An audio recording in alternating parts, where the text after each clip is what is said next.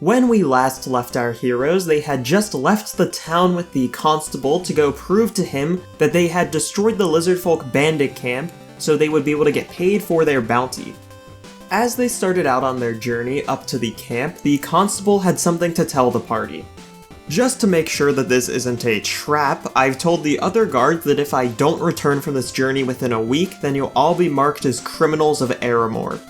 Not to worry, I can personally guarantee that this is not a trap, and that if we encounter any hostile creatures, then we will do our best to protect you.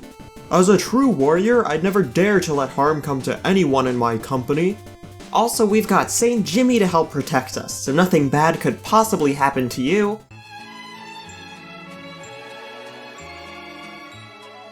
While the party was traveling up towards the lizardfolk camp, they rolled a random encounter and got ambushed by 2 orcs. One immediately fired his crossbow at the constable, which dropped him to only 2 hit points remaining.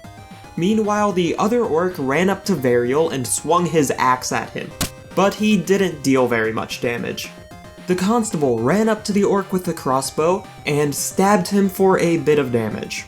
Boznak threw a frost vial at the crossbow orc, and this was enough to take him down.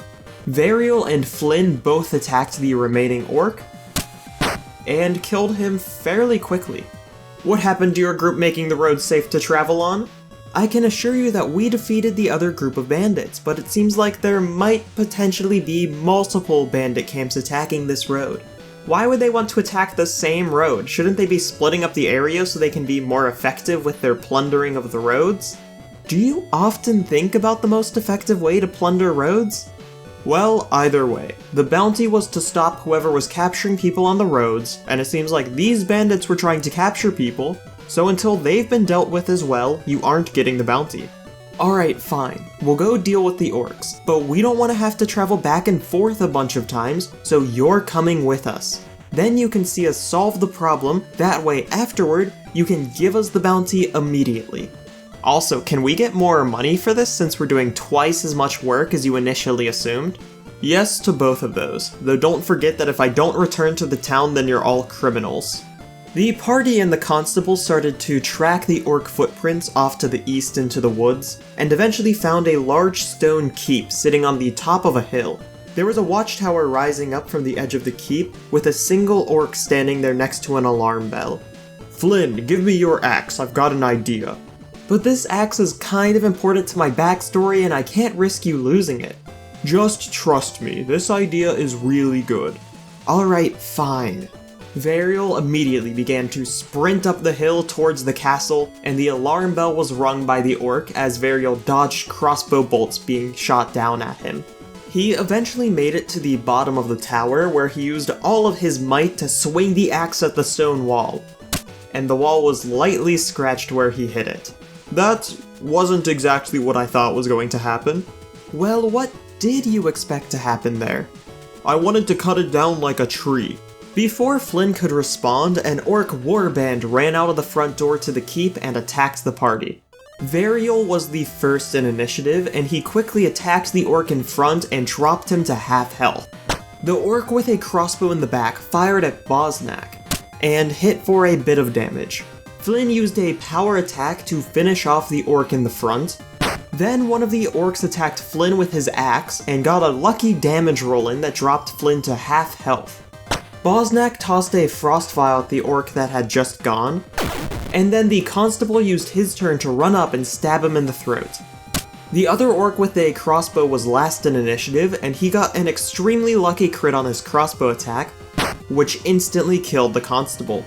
Initiative looped back to Vareol, and he got revenge against that orc and killed him with a well-timed sword cleave. The last remaining orc took a shot at Flynn, which dropped him to be extremely close to going down, then turned to start to run back into the keep. It was Flynn's turn next, however, and he killed the orc before he could escape.